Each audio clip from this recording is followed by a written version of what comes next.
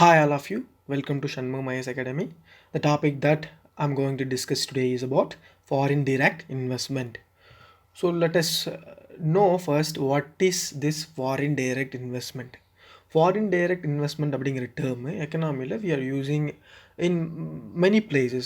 Even if you see in the business page of the newspaper, for example in newspaper, you will be finding this word called foreign direct investment. So FDI and FDI keep on, it will be repeating on your current affairs preparation. So it is important for us to discuss in the economic perspective and as well as for the current affairs perspective for the UPSC prelims examinations. FDI is a process whereby residents of one country, so clearly listen to this, whereby residents of one country acquire ownership of assets for the purpose of controlling the production, distribution and other activities of a firm in another country.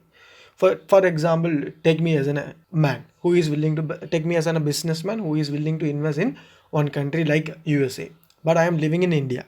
So if I am doing some kind of investments over there in the USA, I will be get to known as foreign direct investor. So this process or business is known as foreign direct investment. This is what a simple explanation about FDA. So we are having another thing which is also a same thing like foreign direct investment. Foreign portfolio investment, this is another thing. Here the foreign entity, for example, I'm living in India, I would like to have a share on a business which is going on in USA. So I'm not getting the ownership of that business. I would like to get a part of that business and I would like to get the profit of that business. So I will be receiving the profit from that business, but I will not be getting the ownership and I will not be a biggest decision maker or sole decision maker of that entity. So this is how the variation happens between foreign direct investment and foreign portfolio investment. Flows of FDI comprise capital provided by a foreign direct investor to an enterprise. So this, for example, I am running an enterprise in India or an entity in India. For this, I need some money. I would like to call upon other countries to engage with my business, and I am letting them into my business. So this is how the foreign direct investment works. So as per now, this foreign direct investment have three kind of components. So the first one is equity capital, and the next one is about reinvested earnings, intra-company loans or intra-company debt transactions. So equity capital, in the sense, equity capital is a foreign direct investors purchase of shares of an enterprise in a country other than its own. So somebody is going to buy my share, but he is not living in India, so he is known as FDI. He is a businessman of my entity, but he is not from my country. He is from any other country apart from India. Reinvested earnings. See, here it is an important thing to be understood. I am an investor and I am a businessman. I am doing my business in my country, for example, India. Some I have engaged some other members from other countries also, in which we will be earning much amount of dividends or returns from my company. So this dividends has to be shared between the affiliates, I mean who all are engaged with me.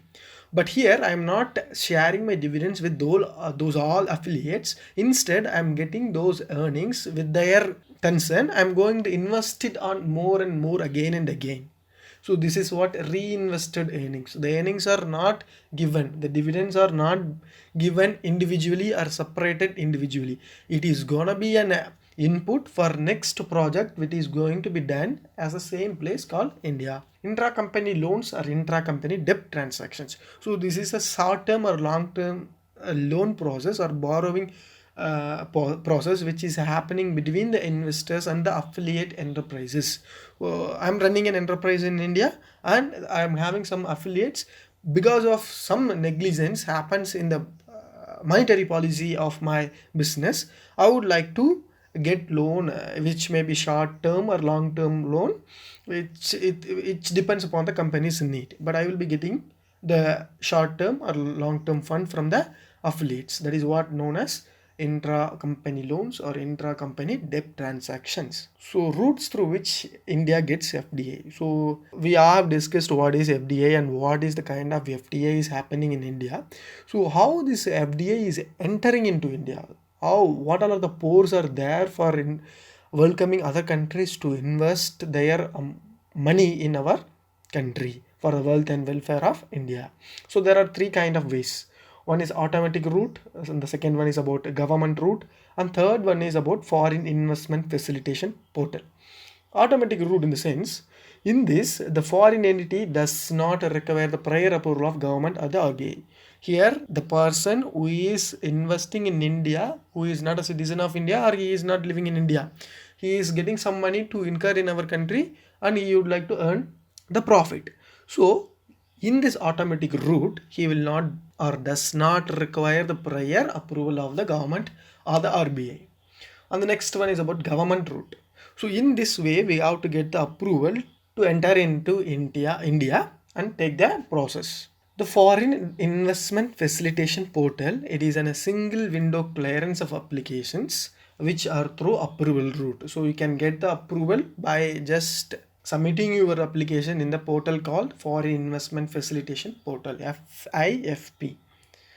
So government measures to increase FDI. So government has taken many measures to increase the FDI flow into India and increase the production and the wealth of the India. So in 2020, they have implemented the scheme called the Production Linked Incentive Scheme. So it is important for us to note. So please make a note on it. Production Linked Incentive Scheme is for electronics manufacturing units. So who all are manufacturing electronics, they can get the fund or they can enter into India for the FDI. Either they can get the fund from FDI. So this is how they have implemented this scheme. So production linked incentive scheme is only for electronics manufacturing. It is has been notified to attract foreign investments. In 2019, the government has amended the FDI policy of 2017 to permit 100% FDI under automatic route in coal mining activities. So I have already told what is automatic route and government route. So if you are entering through automatic route, you will not be needing any kind of suggestions by the government or the RBI. So you can directly enter into India and you can do your process by investing the money on that specific sector which has been told by the government of India. Further, the government permitted 26% FDI in digital sectors. So the digital economy is a well-growing and fast-moving economy in which the government has allowed 26% of FDI. So it is also one approachable thing. Foreign investment facilitation portal. So we have discussed it earlier. This is a portal in which you can apply or you can submit your progress on it, and you will be notified by the government and you will be allowed through online. You can enter and you can do your business here in India. So what could be the way forward with regard to FDI? Foreign direct investment is a major driver of economic growth and an important source of non-debt finance for the economic development of India. A robust and easily accessible FDI regime thus should be ensured. So we need more amount of FDI. We have to do more number of startups, and we can and through this we can engage our people in an employment. So FDI can create much amount of money circulation and it can provide employment opportunity to our people, and it can play a major role in supply and demand side of our economy. Economic growth in the post-pandemic period and India's large market shall continue to attract market-seeking investments to the country. So it is also a true thing. It could be the way forward. So we have worst affected or worst hit by the COVID-19. So we are lacking so many businesses, so many startups has closed down, so many industries which are 50 years, 60 years old has been closed up because of this fall down happened by the COVID-19. So it can be one boost up after the completion of this pandemic. We can encourage this FDI for faster growth of our Indian economy. So this is what all about FDI. With this we wind up today's session. Thank you for watching.